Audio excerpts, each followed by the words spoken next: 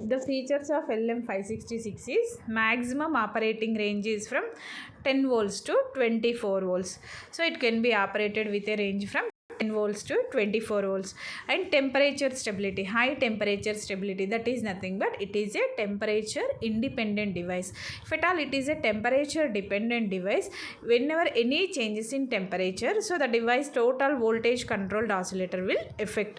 So it is a main advantages, that's why the main advantages, it is a highly temperature stability or high temperature stability, and it will be operating temperature from 0 degrees to 70 degrees.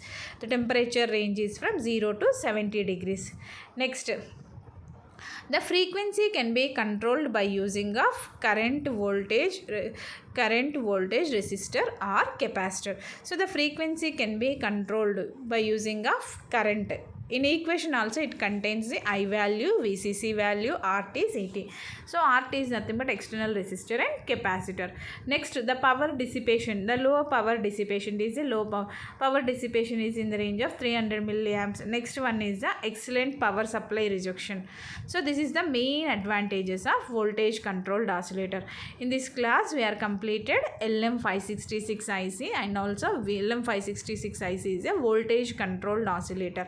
The voltage controlled oscillator, which will be mainly used in FM demodulators, pulse modulators, at the same time PLL. Next, the voltage controlled oscillator,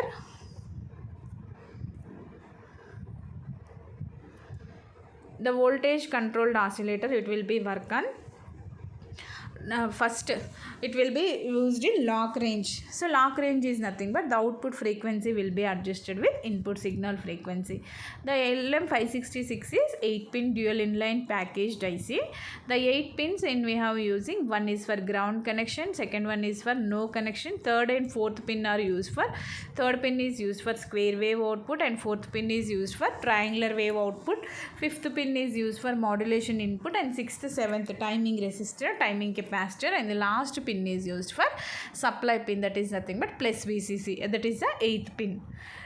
Next, in the block diagram of LM566, we are using mainly 3 components. One is the constant current source, and the remaining 3 are the op amps.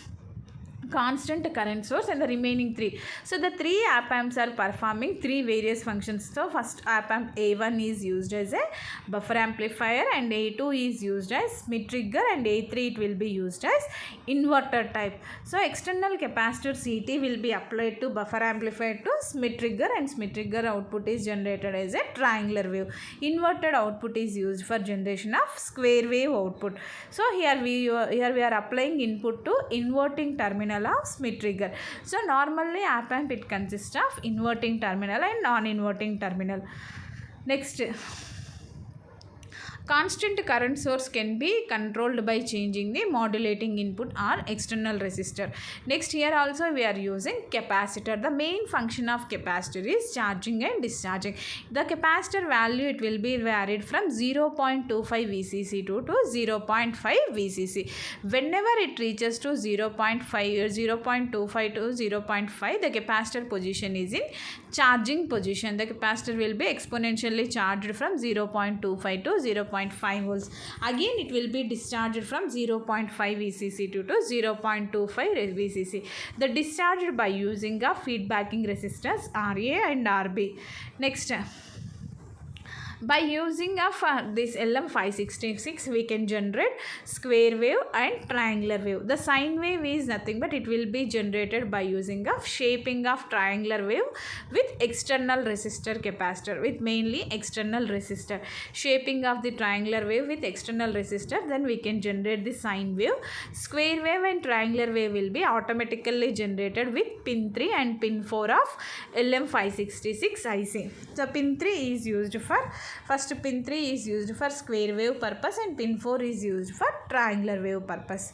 Next, The VCO, the output frequency of VCO can be changed either by external resistor or external capacitor or the voltage of modulating terminal pin 5.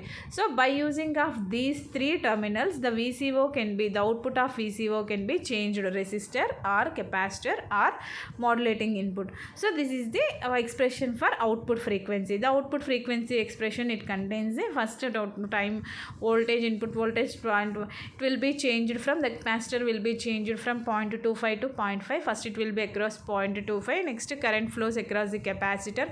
Current is nothing but it is in the terms of I. I is equals to C dV by dt. dV will be changed into delta V by delta T. Next we can write the expression, and next we can calculate the total time period T. The total time period T is equals to 2 into delta T. Delta T is nothing but on time and off time. So it can be substituted, and next we can calculate the total time period T. By using of T we can calculate the frequency also. Output frequency is nothing but F naught. F naught is equals to 1 by 2 into delta T. So 1 by 2 into delta T value we can write into 0.5 Gt into 0.25 Vcc by I. I is nothing but we can write I is equals to Vcc minus Vc by RT. So then we can find out the F naught value. F naught is equals to 2 into Vcc minus Vc by RT CT VCC. VCC is nothing but external voltage and VC is the controlled voltage. 2 is the normal digit number. F naught is the output frequency. RT is the external resistor. CT is the external capacitor, and VCC. So the output value is, it will be is in terms of hedges only. The main applications of 565 is nothing but it will be used as a function generator, or it also used as tone generator, modulation, a modulation, FM modulation. Also it will be used in LM565 is used as a frequency modulator, pulse modulator. Next it will be used in PLLs, phase lock loops, function generator. Function generator is nothing but will be used for generation of square wave, triangular wave, and it also supports for generating of sine wave. So we can generate sine wave just by we can shaping the triangular wave with a external resistor. Next FSK, frequency shift keying, clock generator, signal generators. The main features is nothing but the main feature is it will be applicable with low voltage, that is nothing but it will be applied with 10 volts to the maximum operating range is nothing but 10 volts to 24 volts. Next temperature stability, high temperature stability. Here the temperature range is from, it uses 0 degrees to 70 degrees only. So the frequency, the output frequency can be calculated with using of external resistor, that is nothing but here we have external resistor RT, CT external capacitor, and applied voltage. It depends on the voltage and current. So the frequency can be controlled using current, voltage, resistor and capacitor. The power dissipation is in terms of 300 milliamps. So these are all about 566. So up to this class we are completed 565, 566, at the same time PLLs also, phase lock loop after 565 IC, 566 IC. The next classes we are, the remaining topics in this unit is FM demodulator and multiplier, and also some definitions. The definitions like lock range, capture range, free running mode, how we can get the output in lock range, or how we can get the output in free running mode, or how it can works in the capture mode. Next demodulator, how it can works in demodulator, and also multiplier. So PLL it works as demodulator and multiplier. How it can demodulate and how it can multiply, number of signals how it can multiply by using a PLL circuit, and how it can be divided. So these are the next topics in our unit. So the total unit, it contains about total timers and PLLs. The timers we are already computed in previous sessions.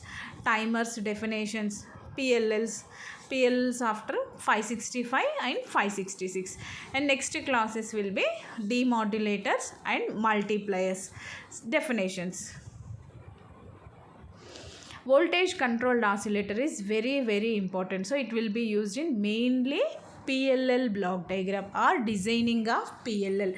So by using a voltage controlled oscillator only, we can match the output frequency with input voltage. So that's why only it will be work on the lock range. PLL stands for phase lock loop. The locking is only established from VCO output is equals to input of voltage, input of phase detector or phase comparator, or it also known as the output voltage will be matches with input signal. That is the main function of VCO. The VCO main function is nothing but it matches the output to input. That is nothing but that's why only it will be used in feedbacking systems. Feedbacking is nothing but a connection from output to input. VCO mainly it matches the output signal equals to input signal. That is nothing but output frequency equals to input signal. This is the block diagram, voltage controlled oscillator input and output. The output will be proportional to input. So mainly proportional, and also it matches the output is equals to input. Thank you all.